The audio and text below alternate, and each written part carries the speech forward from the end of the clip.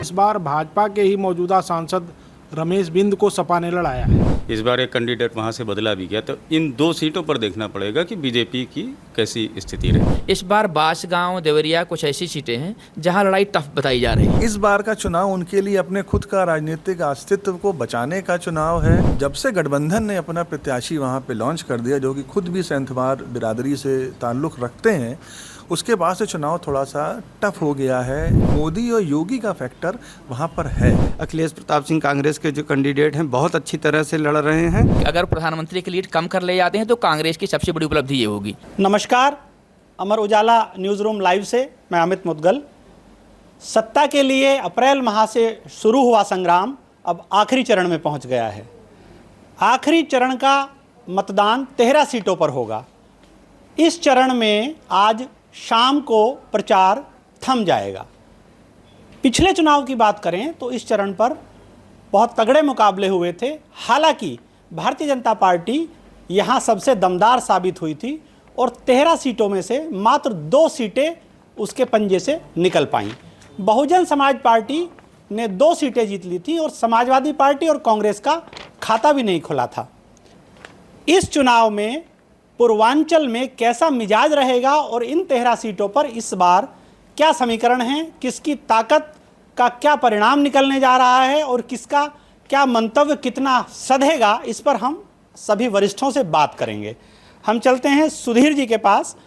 सुधीर सिंह जी क्षेत्र भर में घूमे और कई सीटों पर इन्होंने जायजा लिया।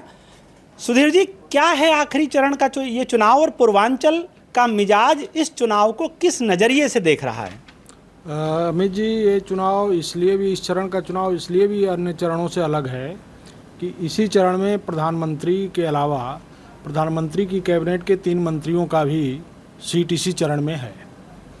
प्रधानमंत्री की सीट पे तो कोई बहुत लड़ाई नहीं है, वहाँ अंतर की लड़ाई है। लेकिन जो 2 और मंत्री हैं, मिर्ज़ापुर और चंदौली, मिर्ज़ापुर से अनुप्रिया पटेल हैं और चंदौली से डॉक्टर महेंद्र नाथ पांडे हैं। दोनों लोग हैट्रिक लगाने के लिए इस बार तीसरी बार चुनाव मैदान में हैं। लेकिन स्थिति इस बार अन्य पिछली बार की तुलना में अलग है। वह इसलिए है कि जहां तक मिर्ज़ापुर सीट की अगर हम बात करें तो वहां इस बार भाजपा के ही मौजूदा सांसद रमेश बिंद को सपा ने लड़ाया है। उनका टिकट भदोही से कट गया था, इसलिए सपा के पाले में चले गए वो और इस बार अनुप्रिया के सामने खड़े हैं। मिर्ज़ापुर सीट का जातीय समीकरण भी इस तरह से है जहां बिंदुओं की संख्या काफ़ी है, इसलिए इस बार का चुनाव पिछली बार की तुलना में अनुप्रिया के लिए टफ माना जा रहा है। यही स्थिति चंदौली में भी है। चंदौली में महेंद्र नाथ पांडे हैं, उनके खिलाफ जो है सपा ने इस बार राजपूत कैंडिडेट दिया है। चंदौली को राजपूतों का बहुल इलाका है, तो राजपूत लड़ रहा है, इसलिए राजपूत वोटों में विभाजन है। इसको लेकर के भी जो है वहाँ लड़ाई टफ मानी जा रही। महारथियों को रोकने के लिए महारथी मैदान में उतरे। गठबंधन के सूरमाओं ने अपनी ताकत लगाई। इस चरण में गठबंधन कितना प्रभावी है, मुद्दों की फहरिस्त को किस स्तर पर रखता है, इसके लिए हम जानेंगे विजय त्रिपाठी सर से। सर, इस चुनाव में गठबंधन डिम्पल का शो रहा, प्रियंका का भी पूरा लाव लश्कर उतरा, तो कितना गठबंधन इस आखिरी चरण में प्रभावी रहेगा, इस पर आप क्या कहना चाहेंगे? गठबंधन ने अपनी पूरी ताकत लगाई है। अब तक की देखा जाए तो सबसे ज़्यादा ताकत के साथ इस फेज़ में 13 सीटों पे उभरा है। मुद्दे कमोबेश वही हैं, सेंटिमेंटल मुद्दे भी, आरक्षण का मुद्दा है, संविधान का है, उधर से लाभार्थी की अपील की जा रही है, इवन कि प्रधानमंत्री स्तर से भी हो रही है कि लाभार्थी वर्ग को हम क्या दे रहे हैं। दूसरा देखा जाए तो इन 13 सीटों में जो सुपर हॉट सीट बनारस कतई नहीं है, बनारस तो एक तरफा जैसा मामला माना जा रहा है।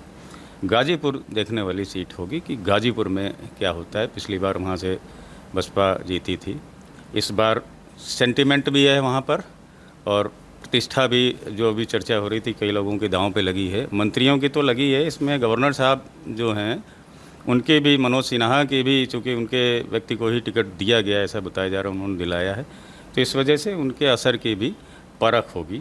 दूसरी बात कि प्रधानमंत्री की अपनी सीट है ही, गोरखपुर भी है इसमें, तो सीएम का क्षेत्र है, वहाँ भी देखना होगा रिजल्ट कैसा रहा है। तो कुल मिला के ये सीन है यहाँ का। और 2 सीटें और भी गौरतलब होंगी, बलिया और चंदौली। यहाँ से पिछली बार बीजेपी बहुत कम मार्जिन से जीती है, 12, 14, 15 हज़ार के आसपास से। इस बार एक कैंडिडेट वहाँ से बदला भी गया। तो इन 2 सीटों पर देखना पड़ेगा कि बीजेपी की कैसी स्थिति रहती है। भावनाओं का ज्वार रहेगा, मुद्दों की लड़ाई रहेगी, वर्चस्व की लड़ाई है। इसके अलावा अपनी सीटों को बचाने की कवायद के साथ साथ दूसरे की मांद में घुसकर उसके हराने की भी चुनौती है। प्रधानमंत्री पिछले चुनाव में भी बनारस में डेरा डाल चुके हैं।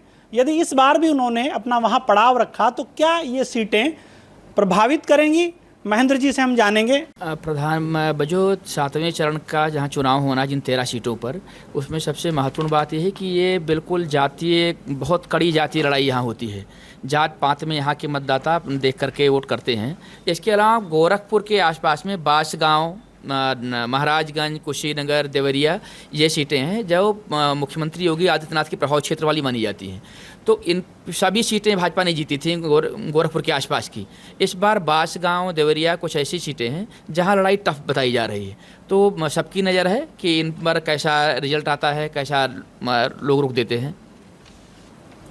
आए गए फिर आए, बात स्वामी प्रसाद मौर्य की कर रहे हैं। वो भी इस चुनावी मैदान में इस बार उतरे हैं। बात करते हैं अभिषेक जी से, जो उनकी और उनके आसपास की कई सीटों पर घूमे हाल जाना। अभिषेक जी, कैसा चुनावी मिजाज है और इन सीटों का पर क्या असर किसका कितना लग रहा है? देखिए कि स्वामी प्रसाद मौर्य इस बार चुनाव से लड़े, वहाँ पर खड़े तो हुए हैं, कुशीनगर सीट पर हैं, लेकिन अभी कोई फाइट में नहीं है। इस बार का चुनाव उनके लिए अपने खुद का राजनीतिक अस्तित्व को बचाने का चुनाव है, अपने वजूद को बनाए रखने का चुनाव है। और वहाँ से इस बार विजय कुमार दुबे, जो कि भाजपा के वर्तमान सांसद भी हैं, वो मैदान में हैं। अजय प्रताप सिंह सैंथवार हैं जो गठबंधन से प्रत्याशी हैं, वो हैं। शुभ नारायण सिंह चौहान हैं जो बसपा से हैं। तो कुल मिला के जो सैंथवार वोट इस बेल्ट का है पूरा, वो अभी तक भाजपा का माना जाता था, माना के साथ था। लेकिन जब से गठबंधन ने अपना प्रत्याशी वहाँ पे लॉन्च कर दिया, जो कि खुद भी सैंथवार बिरादरी से ताल्लुक़ रखते हैं, उसके बाद से चुनाव थोड़ा सा टफ हो गया है बीजेपी कैंडिडेट के लिए। वहाँ कांटे की लड़ाई है। और चरणवार अगर हम देखें तो स्वामी प्रसाद मौर्य भी धीरे धीरे थोड़ा सा सक्रिय हुए हैं अपने क्षेत्र में। और हो सकता है कि एक बड़ा हिस्सा जो उनका कुशवाहा समाज है वहाँ पे पूरा है, वो उस हिस्से पर उनकी खास तौर पे नज़र है। अब हम महाराजगंज सीट की बात करते हैं, जहाँ तक केंद्रीय वित्त राज्य मंत्री पंकज चौधरी 6 बार के सांसद हैं, मैदान में हैं। उनको सामने टक्कर दे रहे हैं गठबंधन से वीरेंद्र चौधरी। तो वहाँ पर चौधराहट की जंग है, 2 चौधरियों के बीच में जंग हो गई है। थोड़ा सा एक एंटी इनकम्बेंसी फैक्टर वहाँ पर दिखा है, चूँकि 6 बार के सांसद हैं वहाँ का। और ये बेल्ट जो है पूरी, अगर हम उस बेल्ट पर हम आगे बढ़ते जाएँ तो ये थोड़ी सी पिछड़ी बेल्ट है। यहाँ पर थोड़ा सा जो इस बेल्ट के लोग जो हैं थोड़ा सा वहाँ आर्थिक रूप से संपन्न कम है। एक सहारा का फैक्टर इस पूरे चुनाव में मुझे इस बेल्ट में देखने को मिला है पूरा, कि सहारा में जो पैसा वहाँ पे लोगों का फंसा हुआ है भारी संख्या में, उसको लेकर अभी तक चूँकि उनके पास कोई किसी भी तरह की वापसी नहीं हुई है, उसको लेकर नाराज़गी है अल्टीमेट। लेकिन एक सारी चीज़ों के बाद, नाराज़गी के बाद, एक जो मैंने वहाँ पर देखा है, मोदी और योगी का फैक्टर वहाँ पर है, लोगों का कहना है। मुद्दों की जो डोर कांग्रेस ने शुरू में पकड़ी, उसे वो आखिर तक ले जाने में लगी रही। भले ही इस चुनावी आखिरी चरण में, यदि हम पिछले चुनाव की बात करें, तो कांग्रेस को यहाँ खड़े होने की जगह नहीं मिली थी, खाता नहीं खुला था। और लेकिन इस चुनाव में कांग्रेस और सपा मिलकर कोशिश कर रहे हैं। तो क्या मिजाज रहेगा और कांग्रेस क्या आखिरी चरण में कुछ अपनी ताकत दिखा पाएगी? जानते हैं चंद्रभान यादव जी से। अमित जी, कांग्रेस को 17 सीटें गठबंधन में मिली हैं, जिसमें 4 सीटें अंतिम चरण की हैं। तो आप देखें, चारों सीटों में अगर हम बात करें तो वाराणसी में भी जिस तरह से गठबंधन ने सक्रियता दिखाई है, तो वहाँ चूँकि मोदी का जीतना लगभग तय माना जा रहा है। और लेकिन गठबंधन का ये प्रयास है कि हार जीत के अंतर को कम करे, उसके लिए वो लगातार पसीना बहा रहे हैं। लेकिन बाकी जो 3 सीटें हैं उस पर कांटे की लड़ाई है। आप आए देवरिया में भी अखिलेश प्रताप सिंह कांग्रेस के जो कैंडिडेट हैं बहुत अच्छी तरह से लड़ रहे हैं, और महाराजगंज की भी वही स्थिति है, चूँकि 6 बार के सांसद हैं। इसके बाद भी वहाँ के जो विधायक हैं जिनको कांग्रेस ने कैंडिडेट उतारा है, वीरेंद्र चौधरी, वो भी अच्छी लड़ाई में हैं।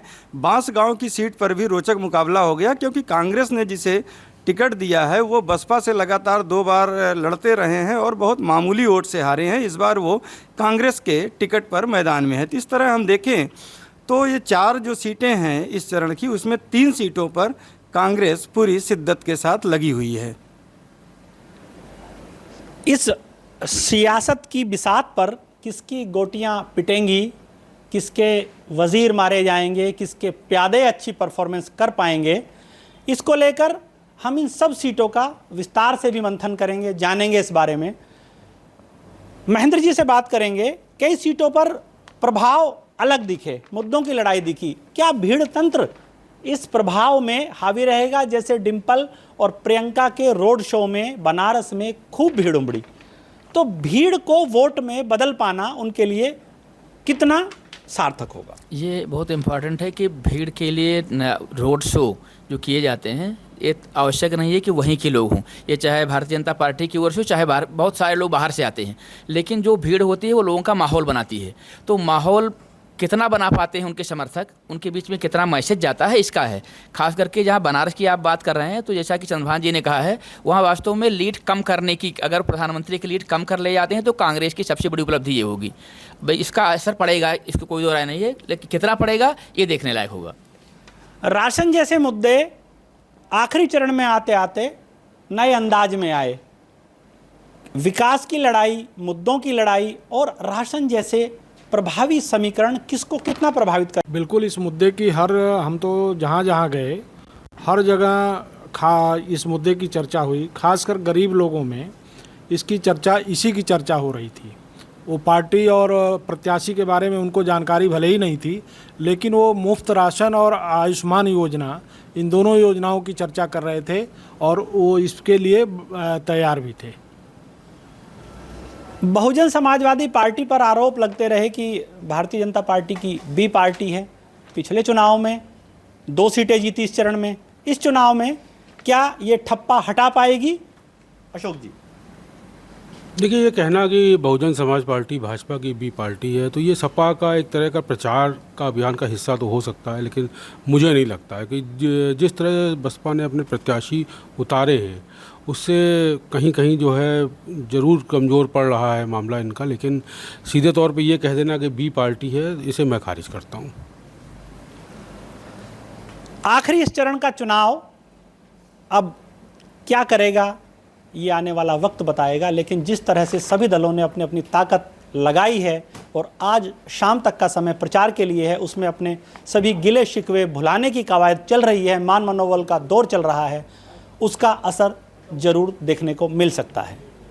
आप जुड़े रहिए अमरउजाला.com से। एग्जिट पोल 2024 1 जून शाम 6 बजे से, लोकसभा चुनाव के नतीजे 4 जून सुबह 7 बजे से। देखिए चुनाव नतीजों से जुड़ी हर खबर सबसे पहले, सबसे सटीक, केवल अमर उजाला पर, अमरउजाला.com।